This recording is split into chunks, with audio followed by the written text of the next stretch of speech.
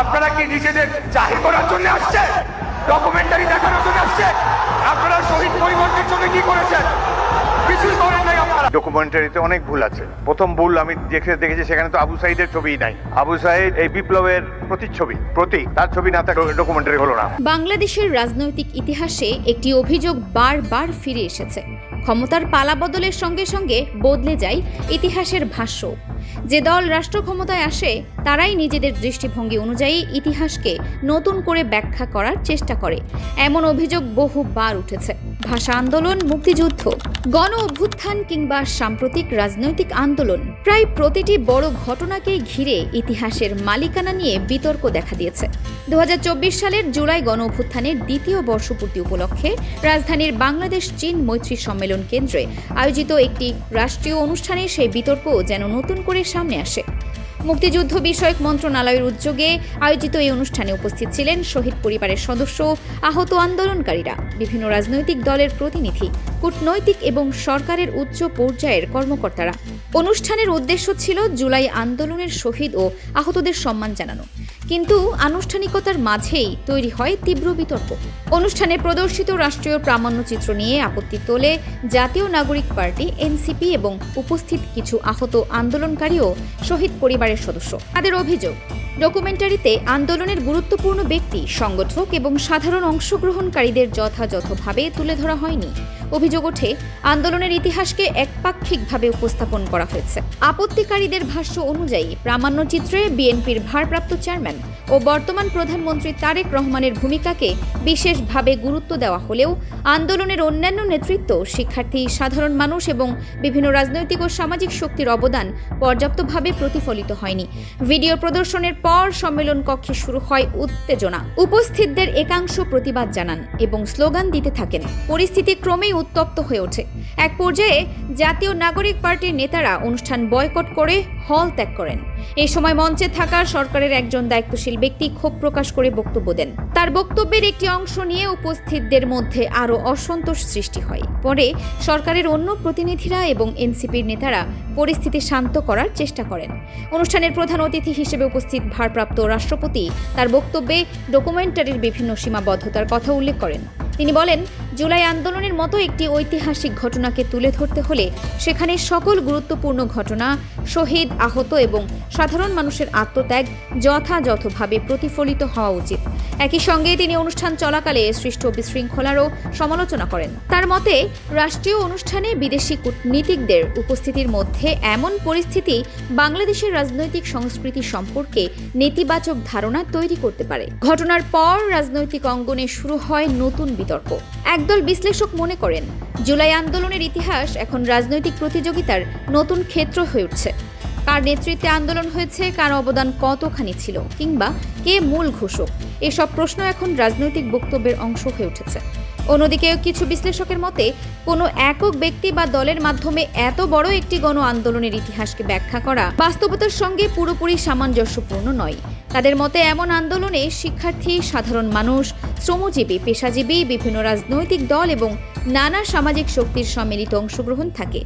এদিকে সমালোচকদের আরেকটি অংশের বক্তব্য হলো, ইতিহাস বিকৃতির অভিযোগ শুধু বর্তমান সরকারের বিরুদ্ধেই নয়, অতীতেও বিভিন্ন সরকারের বিরুদ্ধে একই ধরনের অভিযোগ উঠেছে।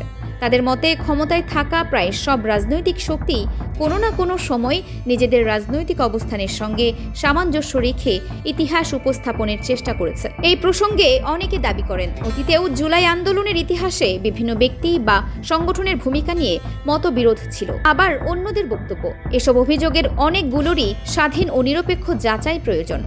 রাজনৈতিক পর্যবেক্ষকদের মতে, ইতিহাস নিয়ে এই টানাপোড়েন বাংলাদেশের নতুন কোনো ঘটনা নয়।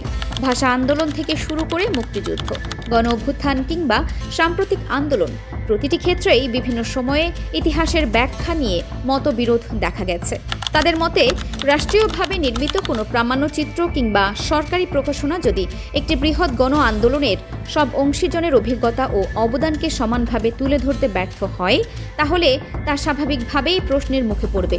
অন্যদিকে সরকার সমর্থক বিশ্লেষকদের মতে, একটি সীমিত সময়ের ডকুমেন্টারিতে সব ব্যক্তি ও ঘটনার পূর্ণাঙ্গ উপস্থাপন সবসময় সম্ভব হয় না। ফলে একটি প্রামাণ্যচিত্র মানচিত্রে কারো অনুপস্থিতি ইচ্ছাকৃত ইতিহাস বিকৃতি এমন সিদ্ধান্তে পৌঁছানোর আগে বিষয়টি সতর্কতার সঙ্গে মূল্যায়ন করা দরকার। তবে একটি বিষয় নিয়ে প্রায়ই সবাই একমত, ইতিহাসের প্রকৃত মূল্যায়ন শেষ পর্যন্ত রাজনৈতিক বক্তব্য নয়, বরং নির্ভরযোগ্য দলিল, প্রত্যক্ষ সাক্ষ্য, গবেষণা এবং ভবিষ্যৎ ইতিহাস চর্চার উপর নির্ভর করবে। কার ছবি সরকারি প্রামাণ্য চিত্রে থাকবে, কার বক্তব্য বেশি গুরুত্ব পাবে কিংবা কে বেশি কৃতিত্ব পাবেন, এসব প্রশ্ন সময়ের সঙ্গে পরিবর্তিত হতে পারে। কিন্তু রাজপথে যারা জীবন দিয়েছেন, আহত হয়েছেন কিংবা আন্দোলনে অংশ নিয়েছেন, তাদের অবদান ইতিহাসের বিস্তৃত পরিসরে মূল্যায়িত হওয়াই প্রত্যাশিত। বাংলাদেশের রাজনৈতিক বাস্তবতায় ইতিহাস নিয়ে বিতর্ক নতুন নয়, তবে প্রতিটি নতুন বিতর্ক একটি গুরুত্বপূর্ণ প্রশ্ন সামনে নিয়ে আসে।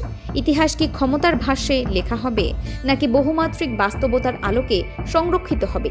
এই প্রশ্নের উত্তর হয়তো তাৎক্ষণিকভাবে পাওয়া যাবে না, তবে ইতিহাসের প্রতি ন্যায় বিচার নিশ্চিত করতে হলে সব পক্ষের অবদান, মতভেদ এবং বাস্তব ঘটনা প্রবাহকে নিরপেক্ষভাবে সংরক্ষণ করাই হতে পারে সবচেয়ে গুরুত্বপূর্ণ পথ। ইতিহাস কখনোই কেবল একটি রাজনৈতিক দলের সম্পত্তি নয়, আবার কোনো সরকার বা রাষ্ট্রের একক ব্যাখ্যাতেও সীমাবদ্ধ থাকে না। ইতিহাস গড়ে ওঠে হাজারো মানুষের আত্মত্যাগ, সংগ্রাম, রক্ত, অশ্রু এবং ত্যাগের সম্মিলিত অধ্যায়ে। তাই কোনো গণ আন্দোলন কিংবা গণ অভ্যুত্থানকে একক ব্যক্তি, একক দল বা একক নেতৃত্বের কৃতিত্ব হিসেবে প্রতিষ্ঠা করার চেষ্টা যতবারই হয়েছে ততবারই তা বিতর্কের জন্ম দিয়েছে। জুলাই গণ অভ্যুত্থানও তার ব্যতিক্রম নয়। এই আন্দোলনে কে কতটা অবদান রেখেছেন, কোন রাজনৈতিক দল কি ভূমিকা পালন করেছে কিংবা কোন ব্যক্তি কোন মুহূর্তে নেতৃত্ব দিয়েছেন, এসব নিয়ে গবেষণা, মতবিনিময় ও বিতর্ক চলতেই পারে।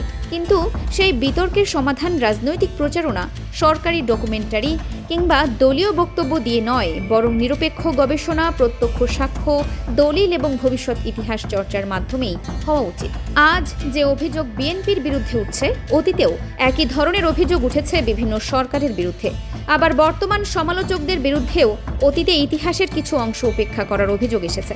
ফলে প্রশ্নটি কোনো একক দলকে ঘিরে নয়, বরং বাংলাদেশের রাজনৈতিক সংস্কৃতির একটি দীর্ঘদিনের বাস্তবতাকে সামনে নিয়ে আসে।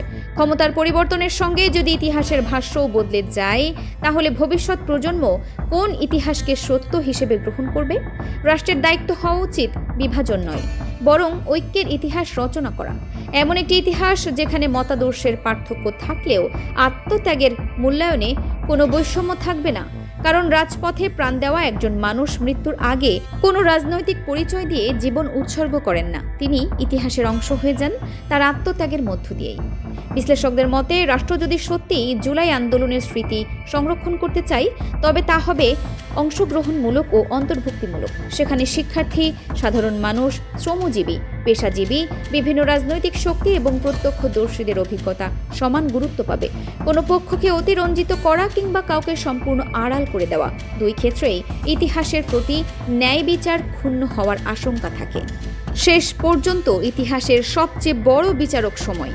ক্ষমতার পালাবদলের সরকারি বর্ণনা পরিবর্তিত হতে পারে, পাঠ্য বই সংশোধিত হতে পারে, প্রামাণ্য চিত্র নতুনভাবে নির্মিত হতে পারে, কিন্তু মানুষের স্মৃতি, প্রত্যক্ষ অভিজ্ঞতা এবং রক্তে লেখা বাস্তব ঘটনাকে পুরোপুরি মুছে ফেলা যায় না। ইতিহাস শেষ পর্যন্ত টিকে থাকে সেই সব মানুষের গল্পে, যারা কোনো পদ, পদবি বা রাজনৈতিক পরিচয়ের জন্য নয়, বরং একটি আদর্শ, একটি স্বপ্ন কিংবা একটি পরিবর্তনের প্রত্যাশায় রাজপথে নেমেছিলেন। তাই জুলাই গণ অভ্যুত্থানের ইতিহাসও যেন কোনো দলীয় সম্পদে পরিণত না হয়, এটাই আজকের সবচেয়ে বড় প্রত্যাশা। কারণ একটি জাতির ভবিষ্যৎ নির্ভর করে সে তার অতীতকে কতটা সততার সঙ্গে সংরক্ষণ করতে পারে তার উপর।